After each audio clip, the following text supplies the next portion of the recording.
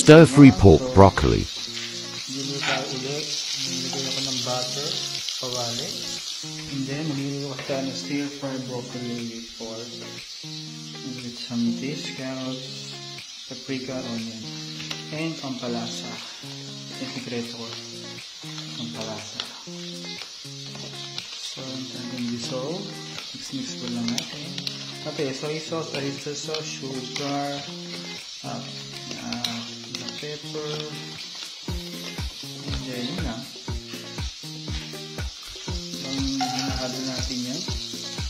Halagyan natin si pork dahil matagal maluto ito.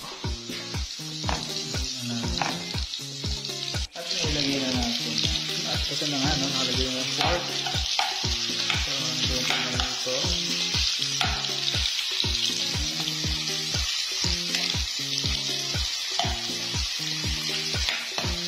Malaki yung chunks kasi ng pork na nagawa ko. Malaking chunks.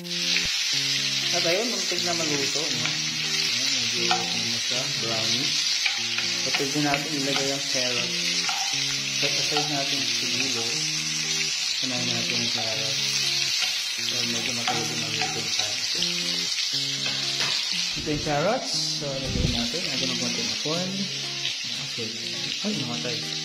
Alright. Just like that. Right.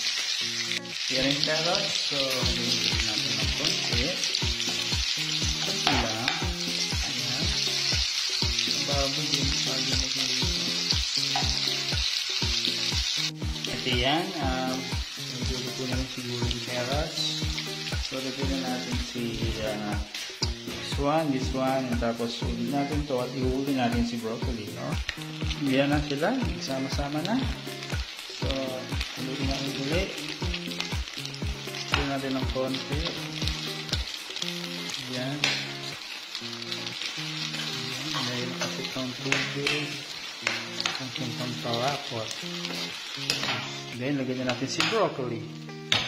Yan na. Tapos lagyan ng konting water para ma-dissolve, maluto si broccoli.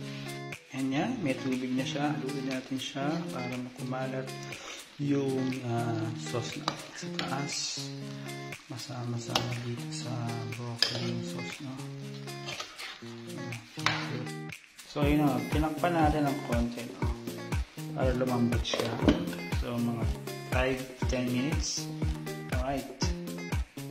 Ayan na nga, luto na guys, no? So, yan. Pork, broccoli, stir-fry.